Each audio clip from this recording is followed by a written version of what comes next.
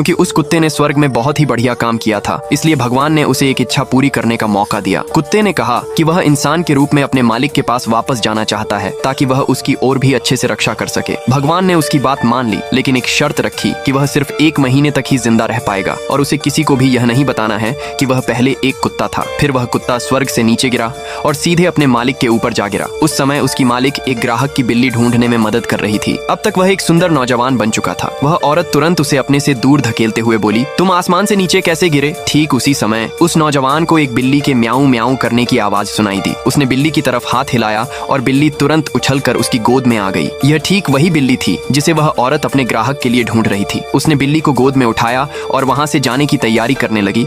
तभी एक खूंखार कुत्ते ने उसका रास्ता रोक लिया। वह नौजवान तुरंत उस औरत को खींचकर अपने पीछे ले आया और फिर उस खूंखार कुत्ते से कुत्तों की ही भाषा में बात करने लगा। वह खूंखार कुत्ता बड़े ही आज्ञाकारी ढंग से उन दोनों के सामने बैठ गया और उस नौजवान से घुल मिल गया। उस नौजवान की यह काबिलियत देखकर वह औरत तुरंत उससे पूछ बैठी, क्या तुम मेरे यहाँ नौकरी करना चाहोगे? पता चला कि वह औरत एक स्टूडियो चलाती थी जहाँ खोए हुए पालतू जानवरों को ढूंढने का काम किया जाता था। उसे लगा कि इस नौजवान का छोटे जानवरों के साथ एक खास जुड़ाव है और वह इस काम के लिए एकदम सही रहेगा। उस नौजवान ने उससे कहा कि वह काम तो कर सकता है, लेकिन उसका अपना कोई घर बार नहीं है, इसलिए उसे रहने के लिए उसके घर में ही जगह चाहिए। यह पक्का करने के बाद कि वह झूठ नहीं बोल रहा है, उस औरत ने उसकी बात मान ली। फिर वह औरत उसे अपने घर ले आई। जब उस नौजवान ने अपने आसपास का जाना पहचाना माहौल देखा तो वह तुरंत सोफे पर कूद पड़ा और अपने बचपन के पसंदीदा खिलौने के साथ खेलने लगा। उस औरत को यह सब थोड़ा अजीब लगा, लेकिन उसने उसकी इस आदत का सम्मान किया। रात के समय लिविंग रूम से आ रही कुछ आवाजों के कारण उस औरत की नींद खुल गई।